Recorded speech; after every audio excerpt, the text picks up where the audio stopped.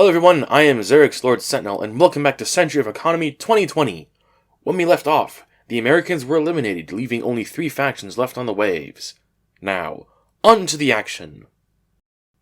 The Spanish found a blood island near their home island, and have discovered that this island will make their ships either eternal, or give them the fear keyword. The cost is all of a ship's crew, or all of their masts. The Spanish are determined to take advantage of this, and have set about creating their eternal fleet. The San Cristobal is the first ship to become eternal, losing all of her masts. La Muerta and the Santísima Trinidad are docked at her starboard, waiting for their turn to explore the island and either become eternal or gain the fear keyword. An aerial shot of Spanish home waters. The Cristo del Obispo and Muerta del Diablo have emerged from the whirlpool and are heading to the Blood Island. Also emerging is the San Pedro and Concepcion, laden with treasure.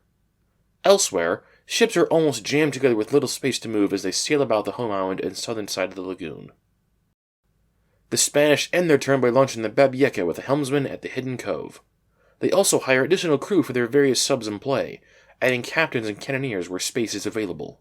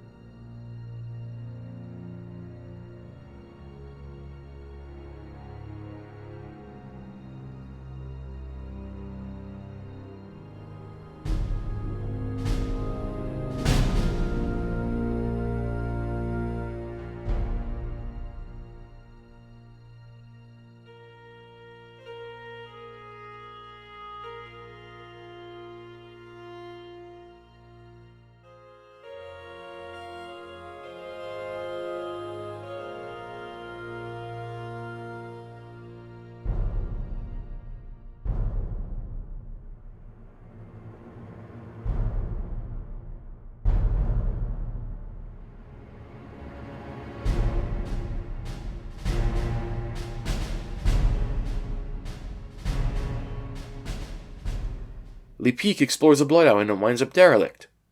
Again. The pirates launch the Amity at the Pyramid Island.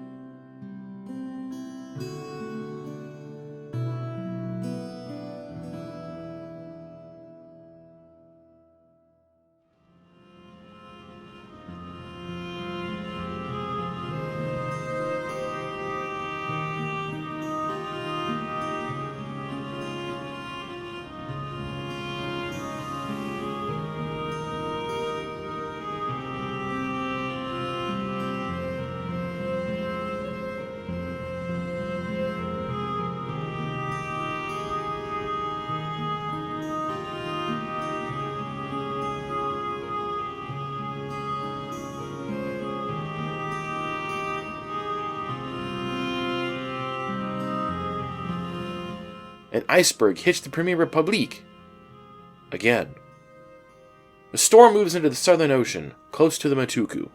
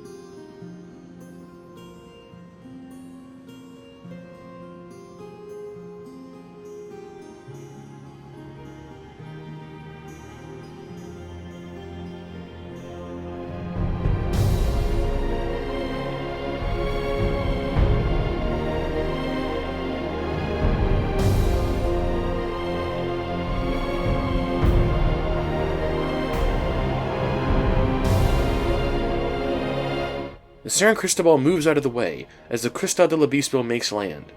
The Muerte has successfully become eternal. An aerial shot of the Spanish. The San Cristobal is now stuck in traffic, with the Muerte del Diablo ahead of her and reefs on her port side. Shipping lanes are crowded and chaotic as ships try to unload their cargo at home. In contrast to home waters, Voinui Bay is clear of traffic.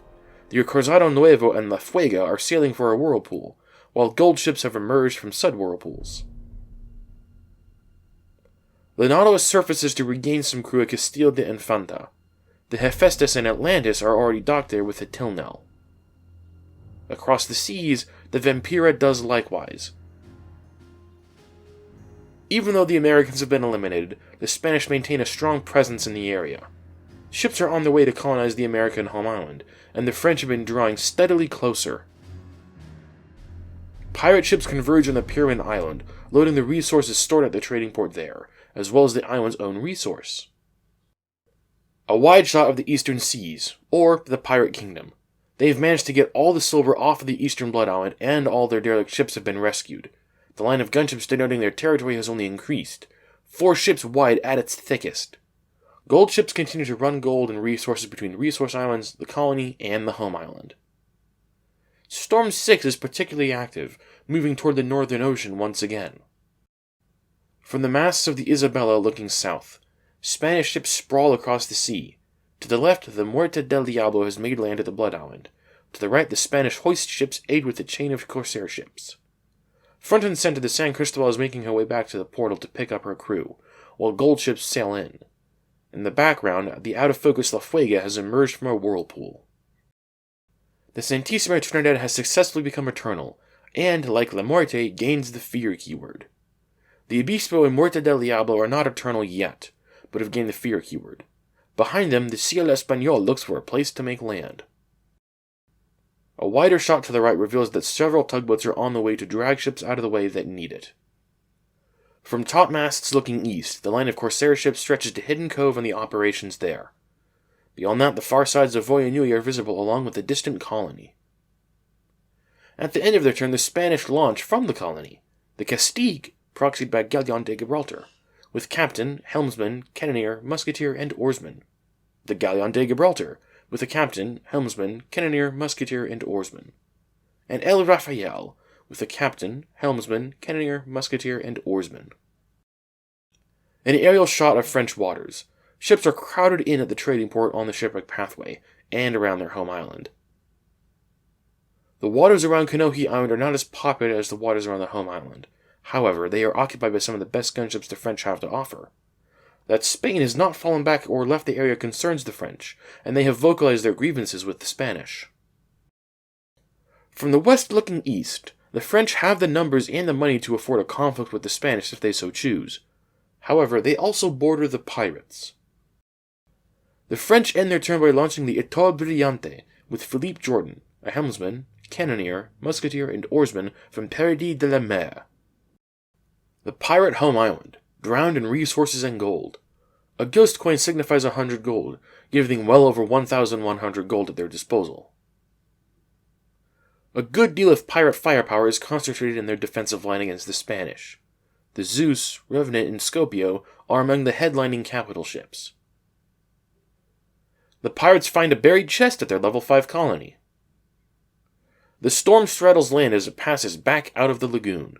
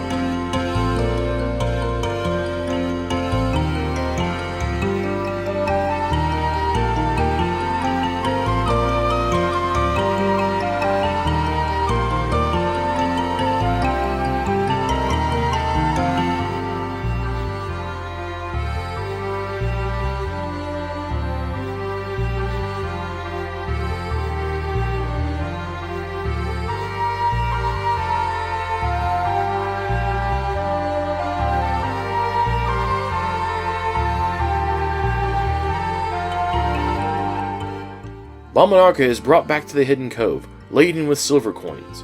She's given a repair action to get one of her 2 masts back up. The Eternal Fleet is coming together nicely for the Spanish. The Muerte del Diablo joins the ranks of the Eternal ships.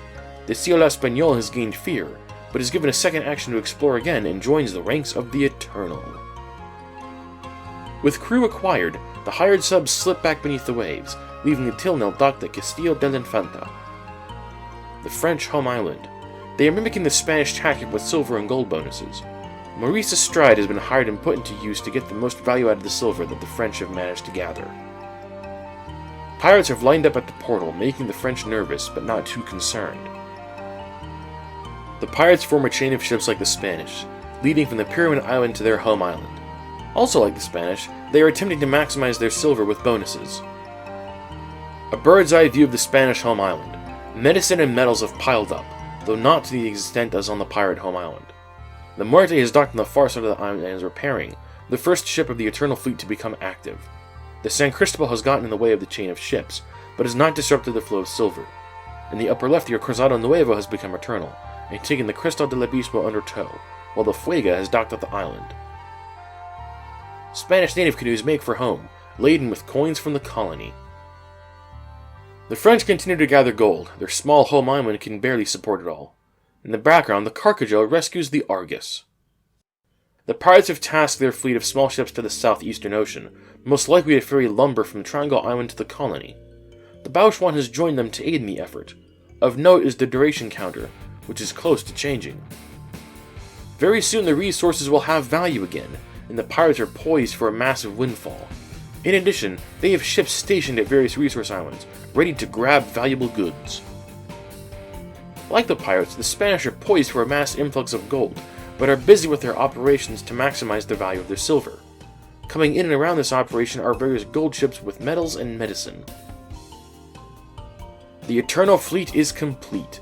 La Fuega joins the 8-ship fleet, among the likes of the San Cristobal, Santísima Trinidad, and La Muerte. Outside of home waters, the Spanish seas are reasonably free of traffic. The canoes are making their way to the home island. The Santa Ana and Estrella de Marfil are docked at the lagoon, while the Joya del Sol is beginning to make her way back home. At the home island, La Muerte continues to repair. Around her, gold ships move about, bringing in resources and silver.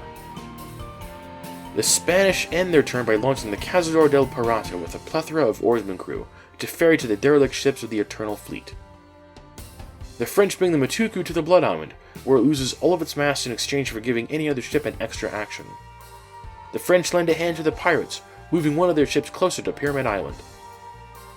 Le Courageux and Enfant Terrible are tasked with transporting a large amount of metals at St. Pierre to the home island. The French continue to maximize the silver they have with the Fitu, Marie Estrade, and a silver explorer. The French give the Matuku another action and again trigger an effect to give any other ship an action. Again, the French give a hand to the pirates. A wide shot of pirate waters. Ships are ready and waiting for the return of resource values. They have a wide variety of resources stored up on their home island, waiting to be cashed in for gold. The round of duration expired, and resource rolls resumed. Both die were rolled with a 4 coming up for duration and a 1 coming up for value.